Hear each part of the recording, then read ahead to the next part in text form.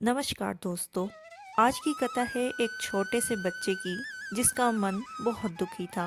आंसू आंखों में भरे थे, लेकिन हिम्मत इतनी बड़ी कि देवों को भी चकित कर दे। एक ऐसी कथा जो हाल ही में कन्नौज की श्रीमद् भागवत सभा में सुनाई गई और जिसने हजारों भक्तों को भाव विभोर कर दिया।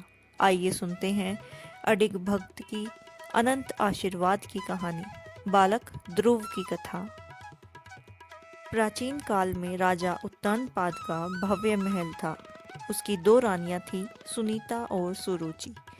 सुनीता की कोख से जन्मा था एक नन्हा सा प्यारा सा बच्चा ध्रुव, मात्र 5 वर्ष का, पर बुद्धिमान, सरल और अपनी माँ से अत्यंत प्रेम करने वाला।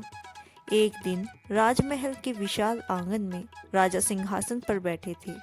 ध्रुव दौड़ता हुआ आया और पिता की गोद में चढ़ने लगा। तभी राजा की दूसरी रानी सुरुचि वहां पहुंची। चेहरे पर अहंकार, आवाज में तिरस्कार।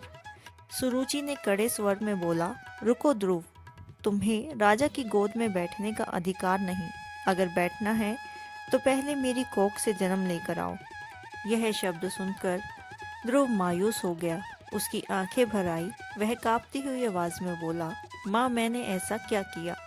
राजा मौन थे और यही मौन बच्चे के दिल को और आघात कर रहा था। ध्रुव रोते हुए अपनी माँ सुनीता के पास पहुंचा। सुनीता ने उसे गले लगाया। उसकी आंखें भी भीग गई।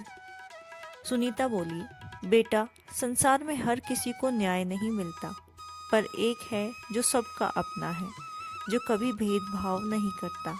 वह है भगवान विष्णु। ध्रुव के आंसू रुक गए। उसके चेहरे पर दृढ़ता की हल्की चमक आ गई। ध्रुव बोला, माँ, अगर भगवान ही सबसे बड़े हैं तो मैं उन्हीं को खोजने जाऊंगा। 5 साल का छोटा सा ध्रुव अकेला पर हिम्मत असीम, वह एक घने जंगल की तरफ चल पड़ा। रास्ते में कुछ नारद मुनि मिले। उन्होंने ध्रुव के दुख को समझा और पूछा, बेटा, तुम इस जंगल में अकेले क्या ढूंढ रहे हो? ध्रुव ने कहा, भगवान को। माँ ने कहा है कि वही मेरी गोद है और वही मेरा सहारा।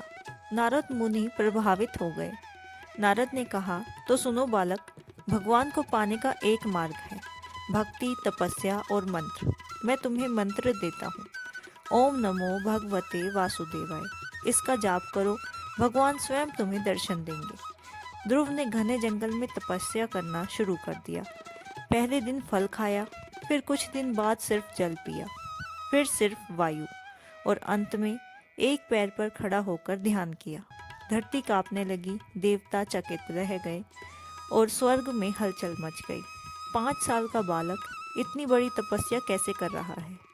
अंत में भगवान विष्णु ने ध्रुव के सामने प्रकट होकर कहा, वत्स ध्रुव, तुम्हारी भक्ति ने मुझे बाध्य कर दिया। माँ की गोद क्षणिक होती है, पर हम तुम्हें देंगे अक्षय स्थान। तुम आकाश में ध्रुव तारा बनकर सदा चमकोगे। ध्रुव उनके चरणों में पड़ गया। भगवान, मैं तो केवल प्रेम चाहता था। भगवान विष्णु ने कहा, जहाँ प्रेम सच्चा हो वहाँ हम स्वयं आते हैं। भगवान ने उसे अमर स्थान दे दिया और आज भी आकाश में सबसे स्थिर तारा ध्रुव तारा उसी बालक की तपस्या का प्रतीक है। किन्नौज की भगवत सभा में सुनाई गई यह कथा हमें सिखाती है कि अपमान, दुख और अकेलापन जीवन का अंत नहीं, शुरुआत हो सकता है। छोटा सा ध्रुव जिसने दर्द को भक्ति बना लिया, आज भी आकाश में चमक रहा है।